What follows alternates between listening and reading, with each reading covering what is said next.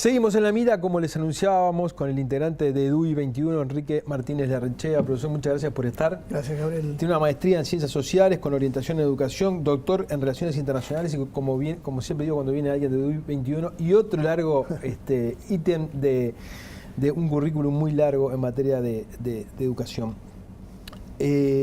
¿Por qué es importante que los centros educativos tengan autonomía pedagógica, si es que es importante? Bueno, muchas gracias por la pregunta. En primer lugar, agradecer la invitación a DUI 21. Por favor. La verdad que es un honor estar en este programa tan prestigioso. Y bueno, ¿por qué es importante la autonomía pedagógica de los centros? La respuesta corta es porque la educación es un proceso muy vivo, muy dinámico, de gestación de sujetos, y eso requiere un espacio donde los mandatos, las instrucciones, las tareas no estén absolutamente definidas desde un contexto externo y sean los propios actores del centro educativo, del proceso educativo, los que puedan, en algún grado, determinar el significado de este proceso. Es decir, que la autonomía es clave para tener instituciones inteligentes, capaces de aprender, proactivas, dinámicas, y que no se remitan solamente a la aplicación de un currículum prescripto que baja desde un centro decisional ajeno. Esta sería una respuesta Sí, corta. Está bien, pero eso que usted dice, siempre que se hacen diagnósticos es una cosa que se señala, ¿verdad?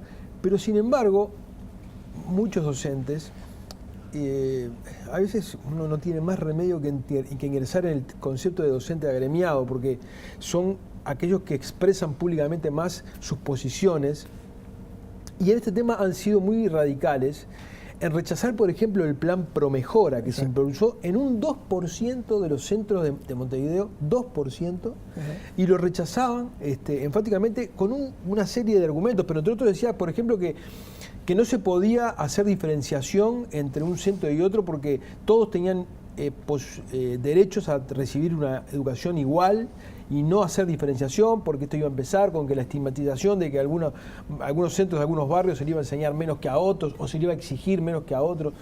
¿Qué responde a eso? Ajá. Sí, es verdad, el plan Promejora fue un avance en ese sentido y efectivamente fue muy criticado por algunos sectores, probablemente algunos sectores agremiados.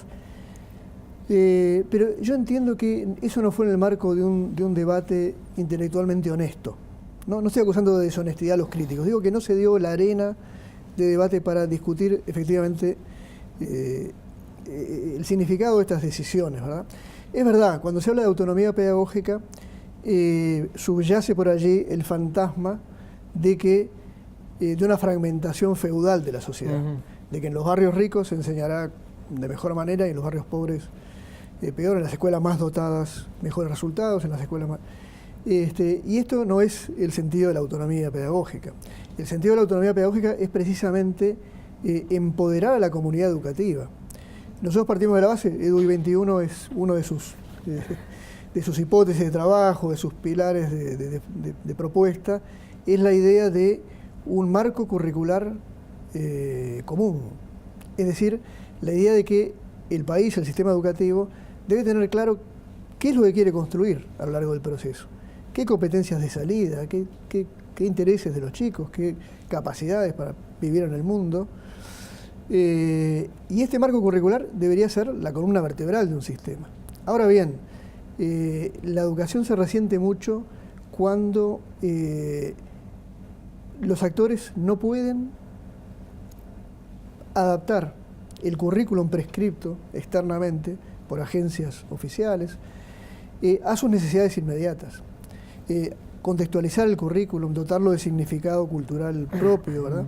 No se trata de tener diversas educaciones en un mismo país, sino de tener una misma, pero adaptada precisamente a las diferencias, a las necesidades, a las propuestas. Es decir, cada vez más las comunidades educativas tienden a ser, en muchos países, actoras del sistema educativo, es decir, a proponer objetivos, ideas. Pero así como en políticas sociales se dice que hay que tratar diferente al diferente, Exacto. ¿en materia educativa eso también rige?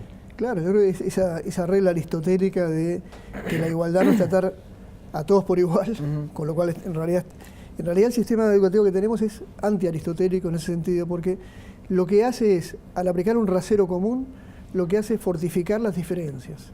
Cuando nosotros decimos, bueno, que los profesores más calificados elijan horas en los centros más próximos, más urbanos y en los barrios más acomodados, lo que estamos diciendo es, estamos asignando los mejores recursos a los que menos los necesitan, a los sectores más pudientes, y estamos dejando desvalidos precisamente a las escuelas y a los contextos más carenciados. Entonces lo que se trata es de pensar entre los muchos desafíos que tiene el sistema, el desafío de la equidad, el desafío de la igualdad, que no pasa por la homogeneización, pasa por permitir y habilitar proyectos creativos, innovativos. ¿Eso vale tanto para la educación media como para primaria? Yo creo que sí, porque en realidad en EDUI 21...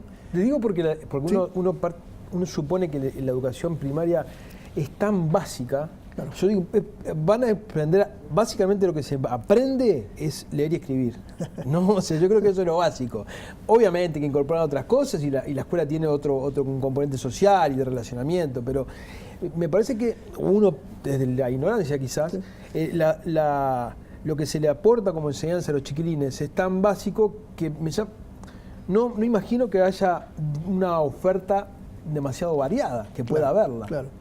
Claro, en realidad, de alguna manera, el problema que tenemos es que tenemos una escuela o un sistema educativo, digamos, demasiado alineado a la idea de una sociedad industrial, en la cual, digamos, hay una especie de evolución o secuencia rutinaria, y donde la escuela primaria sería, bueno, lo menos importante, lo más básico, sí. ¿no? Pero eso básico es decisivo para el conjunto. Y además, el periodo del aprendizaje se da en esos primeros años. Y está probada, digamos, antropológicamente, los seres humanos somos personas que desde que nacemos nos orientamos a investigar el mundo.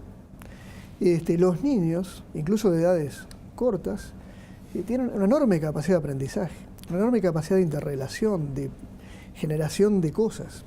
Entonces la escuela, en realidad, yo creo que es tan importante como una facultad. En la escuela pueden pasar cosas, y a pesar de que no soy docente de educación primaria, pero pueden pasar cosas decisivas para la vida de esas personas y para la vida de la sociedad. Fomentar la creatividad y... Exacto, porque aprender a leer el código de la lectoescritura y el cálculo matemático, por supuesto, básico para una sociedad tan compleja como la que tenemos, ¿verdad? Pero la estética, apreciar los lenguajes musicales, valorar la naturaleza, las habilidades socioemocionales, lo que nos permite conectarnos con el otro sin tratarlo con violencia, sin acusarlo de barbaridades, todas estas cosas que después nos vamos a quejar como adultos de que tenemos una sociedad que se ha visto dañada en su convivencialidad, se gesta en la escuela primaria. Y en la educación básica, nosotros decimos en EDUI 21, pensamos que en realidad hay un ciclo educativo básico que no se acaba en la escuela, que es de los 4 o 5 años hasta los 14. Es decir, esos 10 años formativos en realidad deberían corresponder a una visión integrada. Y lo que tenemos que saber es qué queremos en habilidades socioemocionales, qué queremos en cultura cívica, qué queremos en valores culturales compartidos, qué queremos en lectoescritura, qué queremos en arte, qué queremos en desarrollo físico, en creatividad, en inventiva de los chicos.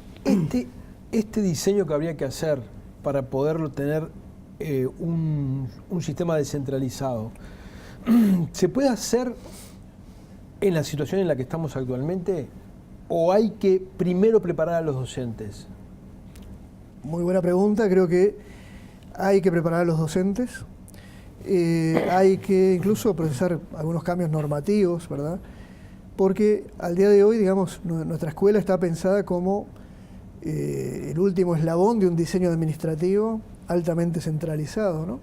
Aquella famosa anécdota de un ministro de Educación de Francia que decía, a esta hora, en toda Francia, los niños están aprendiendo tal tema. El currículum era una especie de mecanismo de relojería secuencial que determinado centralmente, para tener instituciones con un proyecto propio, con una comunidad que las respalde, con métodos de gestión de ese tipo. Se requiere sin duda una formación especial, se requiere... ¿Qué es una formación especial? Una formación especial y mecanismos que ordenen, ¿no? El programa ProMejora, por ejemplo, que lamentablemente se descontinuó sin mayor evaluación, creo yo que sin entrar en la formación, Sí. creo que, salvo alguna capacitación que daba ANEP, se adentraba en esa tarea, ¿no? Por eso digo, no es que no se pueda intentar, no es que haya que hacer un posgrado para descentralizar. ¿Pero qué cosas son las que deberían recibir los docentes que no tienen hoy o que no reciben hoy para poder ejecutar políticas en un sistema descentralizado?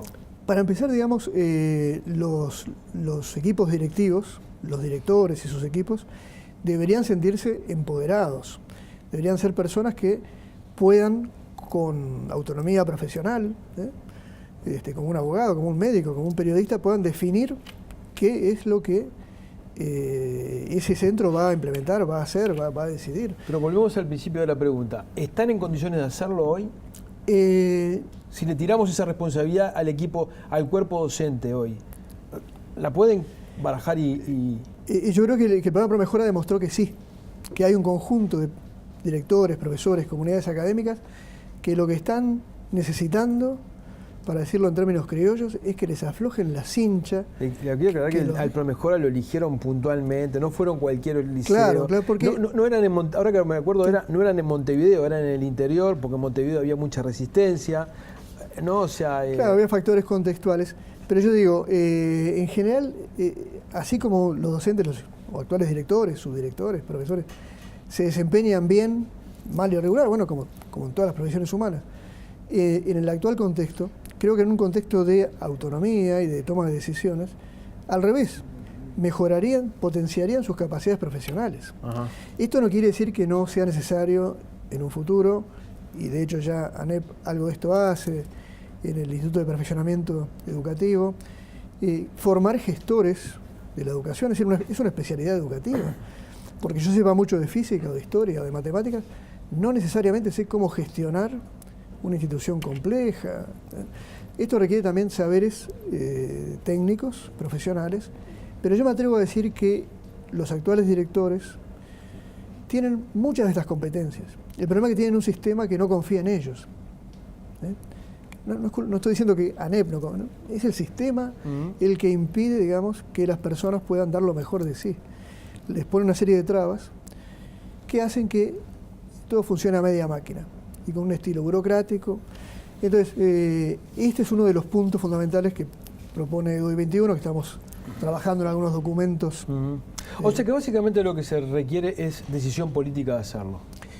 Decisión política, y probablemente no es una decisión que se tome en un vacío. No es que las autoridades actuales no toman esa decisión porque son malas o porque... Sí.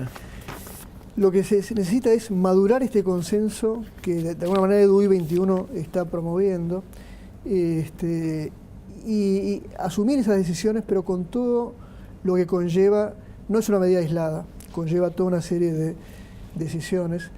Es notable cuando uno ve en el mundo exterior, vamos a decir, un caso muy sonado últimamente, los jesuitas de Barcelona. Tú sabes que los jesuitas, de alguna manera, son poco menos que los inventores de la educación moderna. Inventaron la Ratio Studiorum y organizaron todo un sistema. Hoy, esa gente está generando un modelo educativo totalmente diferente, con un currículum integrado, trabajando por proyectos, sin divisiones artificiales, sin una campana que suene cada 45 minutos, sino generando un espacio de convivencia, de aprendizaje. Y no solamente allí, Finlandia, tan mencionada por sus logros educativos, está también avanzando un proyecto, un modelo de centro, que ya no es escuela o liceo, sino que es un centro creativo, un centro donde se aprende, se desarrollan capacidades. Yo creo que si el Uruguay quiere ser una sociedad de aprendizaje, tendríamos que proponernos seriamente, por lo menos intentarlo. Profesor, muchísimas gracias por haber estado. Gracias a ti. Antes de irnos a la tanda, quiero contarles que EDUI 21 convoca al ciclo de conferencias y talleres para innovación educativa con el apoyo de la Fundación Itaú. La conferencia de lanzamiento es el jueves 17 a las 19 horas en el aula magna de la Universidad Católica. Va a estar a cargo de Ariel Cuadro. Nos vamos a una tanda y ya volvemos.